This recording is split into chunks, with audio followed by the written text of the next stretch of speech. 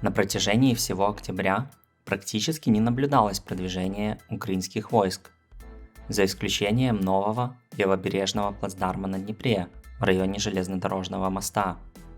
Российские же войска, напротив, начали массированную атаку на Авдеевку с целью окружить город, а также проводят контратаки на образовавшийся клин в районе Токмака. Все это свидетельствует, если не о завершении украинского наступления, то как минимум о паузе. Россия же в свою очередь перехватывает инициативу и проводит свои наступательные действия. Восток. Российские войска продолжают свои атаки по направлению Синьковки, а также в лесах по направлению на Ямполь. Но продвижения, если и происходят, то незначительные, а в результате украинских контратак в случае утраты позиций, то все российские продвижения и вовсе нивелируются, отчего линия фронта практически не меняется. В районе Бахмута украинские войска пересекли железную дорогу на юге от города и продвинулись к Отрадовке, через которую проходит трасса, соединяющая Горловку и Бахмут, что подтверждается кадрами. В свою очередь российские войска провели атакующие действия со стороны Берховки на севере и смогли незначительно продвинуться. Наиболее горячей точкой на данный момент остается Авдеевка, где россияне продолжают свои непрерывные атаки, несмотря на значительные потери. Только техники, уже потеряно более 100 единиц только на этом направлении. Тем не менее, ценой больших потерь россиянам удалось продвинуться. Так, на севере им удалось выбить украинцев с Терекона, взяв его под постоянный огневой контроль. Правда, и сами россияне надолго там не задерживаются, ибо украинцы его также держат под огневым контролем.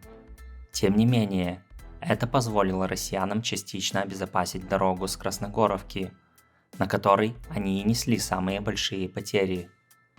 Также россияне продвинулись к железной дороге, где искусственная насыпь и посадки служат укрытием. После неудачи первых дней своего наступления российское командование изменило тактику. Теперь вместо одновременных ударов с нескольких направлений атака проводится с одного направления. Это позволяет сосредоточить большое количество артиллерии на конкретном участке, а также использовать более подготовленные войска непосредственно для штурма. На данный момент у россиян под Авдеевкой наблюдаются значительные резервы, что свидетельствует о том, что бои тут будут еще долгие, и российское командование жаждет захватить город, дабы продемонстрировать, что Россия еще способна побеждать. Юг. На Бердянском направлении российские войска пытаются восстановить свои позиции севернее Приютного, но успешность этих действий не зафиксирована. На Токмакском направлении россияне атакуют образовавшийся клин, а украинские войска незначительно расширили его по направлению к Копани. На левом берегу Днепра появляется все больше информации о украинском плацдарме. Как сообщается, для форсирования украинцы активно используют сложившиеся погодные условия, а именно туман, из-за которого их продвижение через реку абсолютно не видно. Так, на данный момент известно, что украинские войска контролируют дачи в районе Антоновского моста, а в районе железнодорожного моста удалось даже пересечь реку Конка и закрепиться возле ближайших сел. Также кадрами подтверждается присутствие украинских войск ближе к казачьим лагерям и в районе села Крынки.